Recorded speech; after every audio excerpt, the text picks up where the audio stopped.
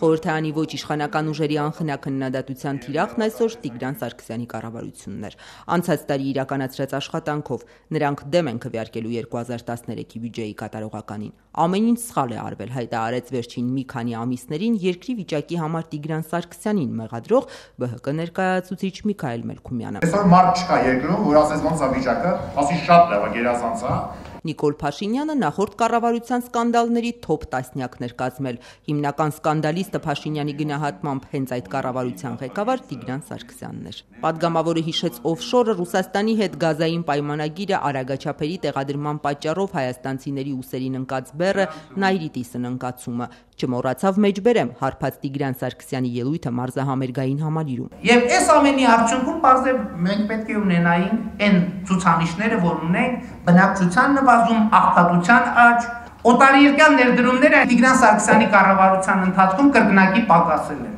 Եվ Տիգրան Սարգսյանի կառավարությունը կառավարության հաշվետվության մեջ գրել է, որ գործարարության ոլորտում մենք անցել ենք Ֆրանսիային։ Ինչպես ասում են, կանգար երկրագունդ այստեղ իջնող կար։ Նիկոլ Փաշինյանի հիթ շքերթը շարունակեց Նաիրա Զոհրաբյանը։ Ընթացս հիշեցի մեկ սխրանք, տնտեսական կոռուպցիոն սխրանք եւս հազարամյակի մարտահրավերներ ծրագրով 16.6 միլիոն դոլարի գյուղացիական համայնքներին ինչպես ցանել կարտոֆիլը եւ ինչպես կթել կովը թեմայով լեկցիա կարդալու համար եւ ըստ ամերիկյան խիստ հավաստի աղբյուրների հազարամյակի մարտահրավեր ծրագիրը դադարեցվել է հենց հիմք ունենալով այդ 16.6 միլիոն դրամի լոլոն։ Զոհրաբյանը հայտարարեց Տիգրան Սարգսյանի կառավարությունը 6 տարի զբաղվել է տնտեսական հանիբալիզմով։ Տպավորությունն այնպիսին է, որ մենք ապրում ենք բացարձակապես տարբեր իրականություններում։ Ամեն ինչ լավ է, բոլոր ցուցանիշները կատարվել են, բյուջեն գրեթե 100%-ով կատարվել է։ Այստեղ ակամայից հիշում ես հայտնի անեկդոտը, բա որ բոլորդ Սուրբ եք, եկեղեցու խաչը ով գողացավ։ Հրանտ Բագրատյանը կառավարությանը վերջին նախազգուշացումն արեց, հստակ ոլորտներով նշել, ինչի հաշվին է կատարվել բյուջեն։ Ըստ նախկին վարչապետի հիմա հայտնի չէ, որտեղ թերացան, որտեղ ոչ։ Հասարակ գիտական տեխնիկայի հարցերը։ Դաշնակցությունից Արծվիկ Մինասյանը սկանդալային հայտարարություն արեց, ասաց կառավարությունը գիտակցաբար զսպել է տնտեսական աճը։ Հիշեցնեմ, նախորդ տարվա բյուջեով նախատեսված 6.2% տնտեսական աճի փոխարեն կառավարությունն ապահովեց մոտ 2 անգամ պակաս 3.5%։ Իրականացվել է բացահայտ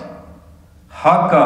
աճի ուղղված քաղաքականություն։ ՀԱԿ խմբակցության ղեկավար Լևոն Զուրաբյանը հայտարարեց. 2013-ի վերջին կենտրոնական բանկում կառավարության հաշվեկշռին եղել է չծախսված 189 միլիարդ դրամ։ Զուրաբյանը մեջբերեց տնտեսագետների գնահատականներ, թե ծախսված ամեն 40 միլիարդը 1% հնայի աճ կապահովեր։ 3 միլիոնից երկիրը, որը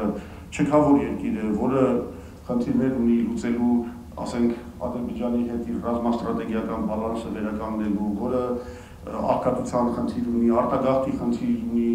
բյուջետային տարվա վերջում ունեցել է չծախսված կես միլիարդ դոլար։ Միգուցե այդ փողը չի ծախսվել մի շատ կարևոր նպատակով։ Կൂട്ടակային պարտադիր ծրագրի պետական մասով կատարելու նպատակի համար։ Որոշել են ֆրանսիաներն այդ գումարները այդ ֆինանսական հիմնադրամներում։ Ով գիտի։ Ժառանգություն խմբակցության ղեկավար Ռուբիկ Հակոբյանը հանրապետականներին առաջարկեց քաղաքական նարցիսիզմը մի կողմ դնել, հասկանալ իրավիճակն իսկապես վատ է։ Մեր պետության իրական գնահատականը չնայած լկտել Նազարբայևը տվեց։ Մենք հարգանք չունենք դրսում։ Մեզ նվաստացնում է։ Այդ իր նամակի ընթերցումը ուղղակիորեն հենց առհամարանքել մեր պետության նկատմամբ հենց Սերժ Սարգսյանի ներկայությամբ իր միջոցով առհամարանքել մեր պետության նկատմամբ։ Հանրապետական պատգամավորները նախընտրեցին չպատասխանել ընդդիմադիրների քննադատությանը։ Բյուջեի կատարողականի քվեարկությունը տեղի կունենա վաղը։ Քառյակը դեմ է։ Քվեարկության հարցում չի կողմնորոշվել նախկին կառավարությունում աշխատած օրինաց երկիրը, մնաց հանրապետականը։